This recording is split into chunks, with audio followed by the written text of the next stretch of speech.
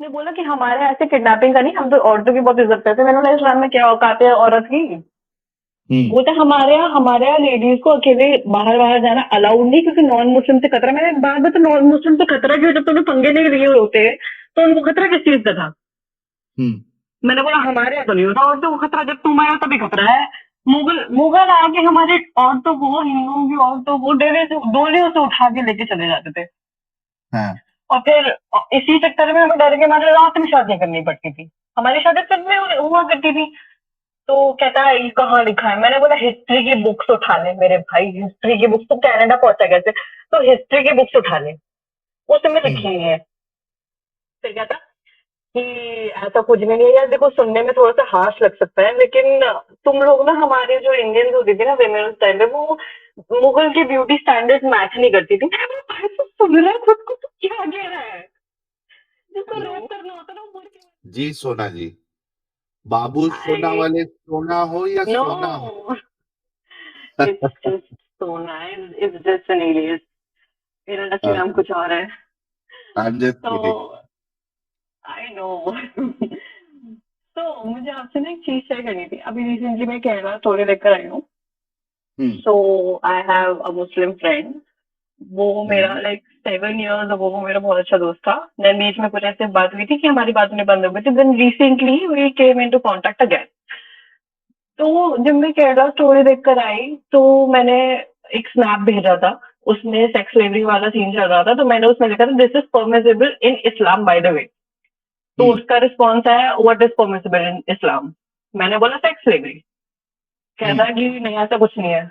मैंने बोला हम्म। अच्छा। मैंने बोला साफिया कौन थी? कहता मुझे क्या पता कौन थी। वैसे उसको हम्म। बहुत कुछ पता है इन हम्म। चीजों में, पेड़ा लेकिन बन रहा था वो। या एड़ा बन के पेड़ खा रहा था। तो हम्म। मैंने उसको बोला साफिया कौन थी? कहता मुझे नहीं पता। मैंने बोला she was one of his wife. मैंने हम्म। बोला और उनकी शादी कैसे हुई थी? कहता मुझे नहीं पता। फिर मैंने स्टोरी बताना शुरू करा, मुझे काट के कह रहा अच्छा। मैंने बताया कि वो हमला करा उनके पूरे कबीले पे, उनके भाई बहन सबको मार डाला। एंड देन उसको स्लेव बना के 3 रातों तक उसका रेप करा। तीसरी दिन उनको उस पे दिल आ गया तो उन्होंने बोला शादी कर ले। अब उस लड़की के सारा कुछ उसने खत्म कर दिया। और फिर उसके सामने उसको पता था वो शादी के लिए हाँ नहीं बोलेगी तो या तो बेच दी जाएगी तो मार दी जाएगी। तो उसके पास और हम्म। कोई ऑप्शन नहीं था, उसने शादी कर ली। उसने बोला अच्छा हमला क्यों करा था पता? मैंने बोला कुछ भी करा हो यार। मैंने बोला गलती सही बात। उनकी थी, मैं कह रही हूँ। मैं कह रही हूँ उनकी गलती थी। मैंने बोला क्या ऐसी किसी की मतलब बहू बेटे को तुम ऐसे रख ले रहे हो, उसको सेक्स में बना रहे हो, वो जायज है? कहता नहीं नहीं पता है वॉर्स होती है ना दूसरी कंट्रीज में, जैसे रशिया यूक्रेन की हुई थी। मैंने बोला अब उनमें से कोई प्रॉफिट थोड़ी था। दुनिया का सबसे काइंड हार्टेड बंदा थोड़ी बन रहा था कोई। कहता नहीं नहीं जायज जबरदस्त। होता है। मैंने बोला एक बात बता, मैं अभी तेरे से लड़ाई कर लूं और मैं तेरी बहन को, तेरे को मार के तेरी बहन को बेच दूं, तेरे को चलेगा? हम्म। कहता है यार देखो जंग में ये सब होता रहता है। वही गोल गोल घुमाने लग गया फिर बात को। हम्म। मैंने बोला तू वो सब छोड़। मैं तेरी 6 साल की बहन है, ठीक है? बेटी भी छोड़, तेरी बहन है। तू 55 साल के बंदे से शादी करा देगा उसकी? कहते हैं ये कहाँ हम्म। लिखा है? मैंने बोला मोहम्मद प्रॉफिट ने आयशा से 6 साल की उम्र में शादी कर ली। कहता कोई कहता 23 साल की थी। मैंने बोला आयशा की लाइन्स है I was married when I was 6 and the marriage was consummated when I was 9। हाय हाय हाय। दीदी को तो पूरी ठीक है? हदीस याद हो गई है। आपके क्या बात। बहुत देख लिया मैंने आपके स्ट्रीम्स। तो फिर मैंने बोला अच्छा एक बात बता, तू करवा देगा? तो कहता अच्छा मतलब वो बंदा कौन है, वो प्रॉफिट है आम आदमी है? मैंने बोला चल तू प्रॉफिट ही मान ले यार उसको, वो प्रॉफिट है। कहता करा दूंगा। हम्म। ठीक है। और उसके बाद फिर मैंने बोला कि यार तुम लोगों के यहाँ मतलब इससे उस बंदे की भी चलो एक आदत अच्छी थी कि वो सीधा बोलता था। हाँ। मतलब उसको अगर बेशर्मी दिखाने का तो उसने दिखा दी। मुझे ज्यादा सर नहीं हाँ। बोलना पड़ा। ठीक है। उसके बाद फिर मैंने उसको बोला हम्म। कि तुम्हारे यहाँ का, उसने बोला कि हमारे यहाँ ऐसे किडनैपिंग का नहीं, हम तो औरतों की बहुत इज्जत करते हैं। मैंने बोला इस्लाम में क्या औकात है औरत की? हम्म। बोलता हमारे यहाँ लेडीज को अकेले बाहर बाहर जाना अलाउड नहीं, क्योंकि नॉन मुस्लिम से खतरा। मैंने बात बता नॉन मुस्लिम से खतरा क्यों? जब तुमने पंगे नहीं लिए होते तो उनको खतरा किस चीज का था? हम्म। मैंने बोला हमारे यहाँ तो नहीं होता औरतों को खतरा, जब तुम आए हो तभी खतरा है। मुगल मुगल आके हमारे औरतों को, हिंदुओं की औरतों को डोलियों से उठा के लेके चले जाते थे। हाँ। और फिर इसी चक्कर में हमें डर के मारे रात में शादियां करनी पड़ती थी। हमारी शादी तब में हुआ करती थी। तो कहता है ये कहाँ लिखा है? मैंने बोला हिस्ट्री की बुक्स उठा ले मेरे भाई, हिस्ट्री की बुक्स, तो कनाडा पहुंचा कहते, तो हिस्ट्री की बुक्स उठा ले, उसमें हम्म, लिखी हुई है। फिर कहता कि ऐसा कुछ भी नहीं है यार, देखो सुनने में थोड़ा सा हार्श लग सकता है, लेकिन तुम लोग ना, हमारे जो इंडियन होती थी ना वेमेन उस टाइम पे, वो मुगल के ब्यूटी स्टैंडर्ड मैच नहीं करती थी। मैंने बोला, भाई तू सुन रहा है खुद को, तो क्या कह रहा है? जिसको हम्म, रेप करना होता है ना, वो मुड़ के वाले में उठा लेता है, भले बाद में सही पता बात लगे है। पीछे लड़का था, उनको भी फर्क पड़ता। इतना मेरा दिमाग खराब करा ना, फिर उसके बाद एक भी थोड़े नॉर्मल हो गए, उसके बाद मैंने भी छोड़ो करके नॉर्मली बात करी, फिर थोड़ी देर बात करी, मैंने फोन रख दिया। जब उसकी थोड़ी देर बाद मैंने सोचा, मैंने साला बात क्यों कर रहे थे इससे, मतलब क्योंकि ये 7 साल नहीं, पुराना अच्छा दोस्त किए, है। अच्छा किए, बात किए और जो फायरिंग किए। नहीं नहीं नहीं नहीं, वो कन्वर्सेशन तो हुई, तो वो तो मैं काफी टाइम से अवॉइड कर रही थी कि मुझे पता था यही होना है। मैं हाँ, ये था कि देखो, मैं जनरली क्या होता है ना, मैं दूसरों से बिगाड़ती हूँ, ठीक है, I work in a corporate environment, पहले मैं बहुत झगड़े कर लेती थी, but then I hmm, realize कि दूसरों से बनाना कितना इम्पोर्टेंट है। तो इसीलिए तब से मैं थोड़ा कोशिश करती हूँ कि झगड़े वगैरह थोड़े कम ही हो, लेकिन इधर मैं रुक नहीं पाई। तो हम्म, उसके बाद फिर नॉर्मली बात करा, तो आई वाज लाइक इधर कि आप पिघल जब गई। वो हाँ, जब वो नॉर्मल बात खत्म हो गई थी, मतलब जब वो इस्लामिक बात खत्म हो गई थी, तो मुझे उसके बाद ही फोन रख देना चाहिए, तो मैंने इतनी बात भी क्यों करी उसके आगे। लाइक हम्म, हम लोग नॉर्मली बात कर रहे थे, देन नेक्स्ट डे फिर मैंने सुबह भी उसको एक आधा स्नैप भेजा, and then I was like यार क्यों भेज रहे हैं उसको, फिर रात को आके उसका मैसेज आया, फिर मैंने थोड़ा कोल्डली जवाब दिया, एंड रात के 12:30 बजे I messaged him, I think we should not talk. क्यों? हम्म, मैंने हम्म। बोला क्योंकि our opinions don't match, and वो that's the problem with you, question mark. मैंने बोला हाँ हाँ, उसको कंफर्टेबल ये विद दैट। पूछने का था और एक सवाल ये रखने का था कि तेरे इस्लाम के हिसाब से तू एक नामहरम के साथ बात कर सकता है क्या? अरे कुछ नहीं होता सर, मैं बता रही हूँ, इन लोगों की सारे नकली मुसलमान होते हैं बदले कुछ लेने कुछ। के लिए लेकिन सब हाँ, इस्लाम इस्लाम सब भूल जाते हैं। अरे आपको पता है एक चीज, लेकिन इस बंदे ने समझदारी की करी थी। इसने, इसकी कोई दोस्त थी, वो नॉन मुस्लिम भी थी, पक्की बात है। क्यों? उसने मुझे एक चैट दिखाया था, स्क्रीनशॉट दिखाया था व्हाट्सएप कॉल का। तो उसमें वो लड़की उससे कह रही थी कि मेरा जो बॉयफ्रेंड है वो मुस्लिम है, एंड मुझे कन्वर्ट होना पड़ेगा शादी के बाद। तो उसने बोला कि हम्म, तुम्हें क्यों कन्वर्ट होना पड़ेगा शादी के बाद? उसने बोला क्योंकि मैं होना तो नहीं चाहती हूँ, लेकिन अगर मेरे इन-लॉज़ कहेंगे तो मुझे होना पड़ेगा। तो उसने जवाब हम्म, में दिया कि पहले इस्लाम को पढ़ो, बुक्स पढ़ो और अच्छा लगे तो कन्वर्ट करो, क्योंकि अगर तुम शादी के चक्कर में इस्लाम को बोल रही हो, तो ये अच्छा रीज़न नहीं है। It's not the hmm, right reason. तो ये मुझे उसकी समझदारी वाली बात लगी उस टाइम पे, हालाँकि मैंने उसको कुछ नहीं बोला था, बस मेरा बहुत मन कर रहा था भाई मेरी बात करा दे बहन से।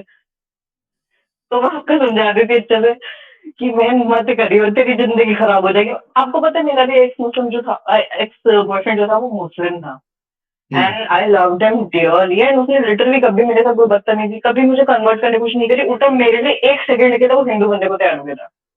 हम्म, जब मैंने उसको बोला था कि तू एटलीस्ट ऑन पेपर हिंदू बन जा, हम्म, 4 शादी वो खत्म हो जाएगा ना उसका। मैंने बोला एटलीस्ट तू ऑन पेपर हिंदू बन जा शादी के टाइम पे। 2 मिनट कह यार कर लूँगा, तो मान जाएँगे तेरे घर वाले? मैंने बोला यार आई एम नॉट श्योर।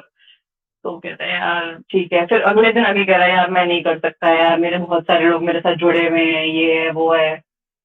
इन लोगों को सर खुद ही कुछ नहीं पता होता, और जो पता भी होता है ना उसकी बात, और पता उसको, मुझे लगता है इसको ना बहुत कुछ पता था जो मेरा एक्स था।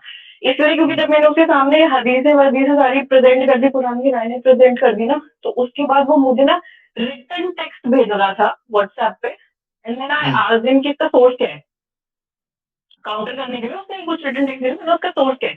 तो उसने मुझे लिंक नहीं भेजा। उसने बोला कि, मैंने बोला स्क्रीनशॉट दिखा, तो उसने मुझे स्क्रीनशॉट ही दिखाया। उसने बोला स्क्रीनशॉट देना अलाउड नहीं है। मैंने बोला लिंक भेज दे फिर। उसने मुझे लिंक भी नहीं भेजा। यार फिर नेक्स्ट स्क्रीनशॉट डे लेना सुबह, अलाउड नहीं है। अरे झूठ बोला था मुझे पता है, लेकिन मुझे बहस हाँ, करने का मन नहीं कर रहा था। तो हम्म, मैंने उससे बोला हम्म, लिंक भेज दे, लिंक तो भेज ही सकता है, लिंक कौन सा अलाउड नहीं होता। तो उसने मुझे लिंक भी नहीं भेजा। उसने सुबह, फिर मैंने जब उसको बहुत जरूरी करा तब जाके उसने कुछ सेकंड के लिए मुझे लिंक भेजा, जो मैंने खोल के देखा था वो कहते स्कॉलर वाला था, दिखा रहा है उसमें, ये स्कॉलर हम्म, सारे झूठे होते हैं। हम्म, ठीक है।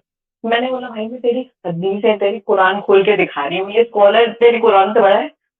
फिर मैंने कुछ, यार इनसे तो पता बहस करने का फायदा नहीं, बट ये होता है ना कि आपको पता है जब मेरा बॉयफ्रेंड था, सारी दुनिया मेरे को समझाती थी कि भाई इन लोगों के चक्कर में मत पड़, ये ऐसे होते हैं वैसे होता है। मैं डिफेक्ट करती थी, मैं सेक्युलर हूँ, अभी भी मैं सेक्युलर हूँ, मैं सभी धर्मों की रिस्पेक्ट करती हूँ, लेकिन इस्लाम धर्म नहीं है मेरी नजर में।